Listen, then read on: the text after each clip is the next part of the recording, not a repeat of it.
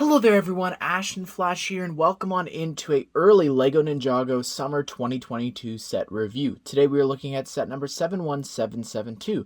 This is the Crystal King. It will be retailing for $69.99 USD or $89.99 Canadian. Pretty good conversion rate, honestly. Anyways, this will be available beginning on August the 1st here in North America. However, for the rest of the world, it will be available on June the 1st. And this was sent to me early by Lego/Land to do a review for. And I gotta say, and I will continue to say this throughout looking at this entire wave, I'm always surprised when they continue to push the boundaries and their portfolio of mechs and vehicles that they have created. After 11 years, they're still creating new ideas, which is incredible. Anyways, let's go ahead and let's take a closer look at the Crystal King.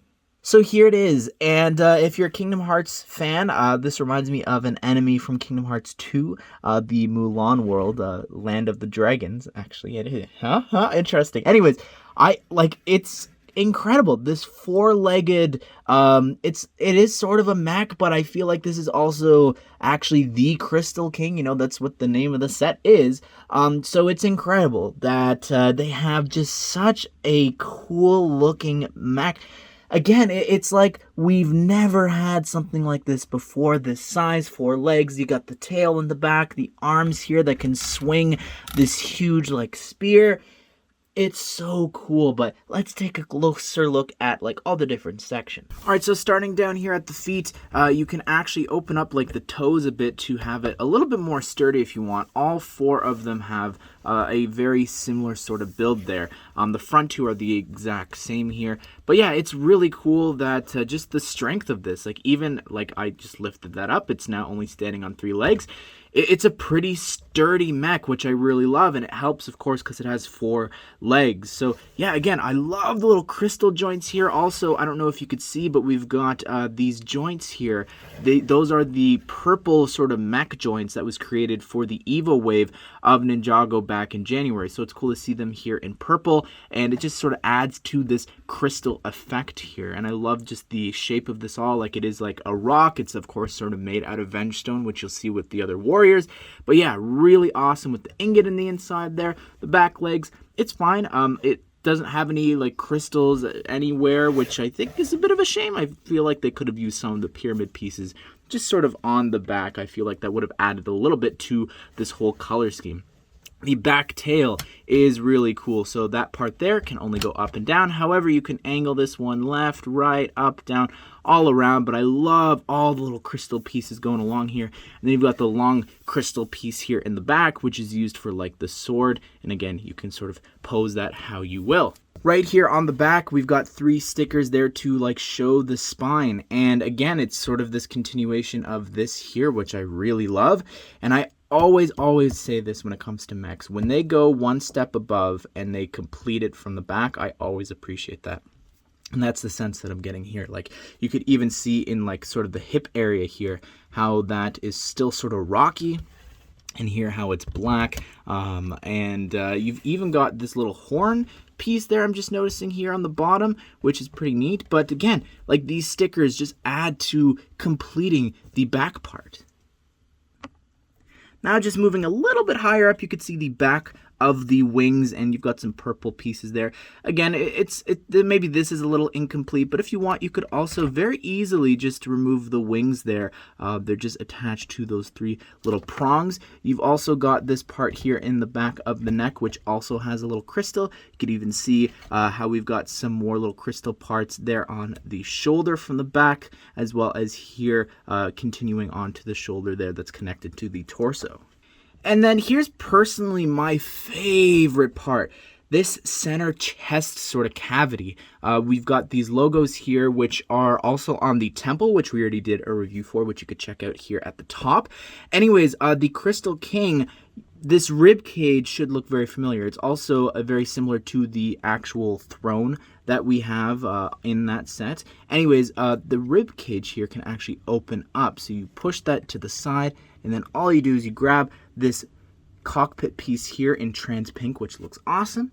Put them on inside there. Now we will touch on who the character is, the identity of the Vengestone buyer here, the Crystal King, when we look at the figure. But that's what it looks like with the Crystal King fully inside there, which looks really cool. I don't know if it's like them charging up, because at this point he doesn't have 4 arms. The horns aren't as big, so I don't really know. But the bottom part here on the hip is so cool. I love these pieces and just the shaping of how they got that to be at this point there. And just the top part here of the legs looks really cool. But now onto the arms, which is really awesome as well. You've got a sticker there on that shoulder. You also have the cockpit piece from the mechs, again introduced from the Ninjago wave at the beginning of the year, and it works really well for a shoulder part. Like, it just covers up the whole little joint system there. Like the trim of the gold circle there, as well as the posability with this is really, really good. I think that's so cool. Now, taking a look here, this is the sword, and this huge crystal piece is really awesome. Of course, it appears on the wings and a few other sets, but I think it works really well. It is a little bit loose here. If I were to open up the hands, you could see that it's gold for some reason. I don't know why. With a couple of the sets, it's just really, really loose, and I feel like if I swung it around a lot, it'll probably fall off. But regardless, you can close the fist around there. And then over here on this hand, it is actually the exact same build, of course, just flipped, but it doesn't have the staff in its hand. However, you can swap it and put it on this hand if you wanted to. Now, the wings was something that I touched on a bit before, but I really like the flapping effect there. I think that looks really good. It's better than the Lloyd's Dragon, which we also looked at, but I love the crystal effect, the little Nexonite shields, and again, these big crystal pieces. And the head here, again, you saw how the neck can actually lift up. There's a lot of posability here for it to just like look in all these different directions, which is awesome. I love the shape there on the eyes. Using the horn pieces for the eyes is really, really cool. You got some ingots there, as well as these horns with the crystals on the end, which looks so cool. It's almost like a crown there. Oh my goodness, like look at that. I think that the shaping there, they just did so well. Here's the Crystal King, and I'm not sure if this is intentional story-wise or what, but this is a different version than the others. So the horns are smaller. They actually have these little tiny ones there, as well as the neck attachment is actually the crystal neck attachment that you'll see used for a couple of the different enemies, but it's in gunmetal gray, which looks great. Now, the chest, again, spoilers here. I'll do a countdown. I'll talk about it in 3, 2, 1. If I were to remove the mask here and lift it on up, you could see it is none other than the Overlord. And the torso there, again, rib cage again here, but that logo was used actually for the Overlord back when he was the main villain of that season. So it's cool to see back here. It does appear in his temple as well in a couple of different areas. But if I were to lift this up, you could see we've also got this new helmet piece there, which looks awesome. The torso printing is so detailed, and there's even some back head printing. Also, the accessory here of the lightning should be a giveaway, since that did also appear in a set recently from Legacy. But yeah, some back head printing there with the same logo. And removing that, you could see how the back comes to like a spine, which is really creepy. But he also comes with a transparent katana, which Harumi also uses, and she's back somehow. I don't know how, but really, really great to have her here. She's got the 2 of them here in transparent pink, which looks so cool. She got the hairpiece, which is awesome, and her face, you could see her eyes are this sort of dark purplish sort of color. This is not rubber. It is actually a hard plastic. You can't really bend it.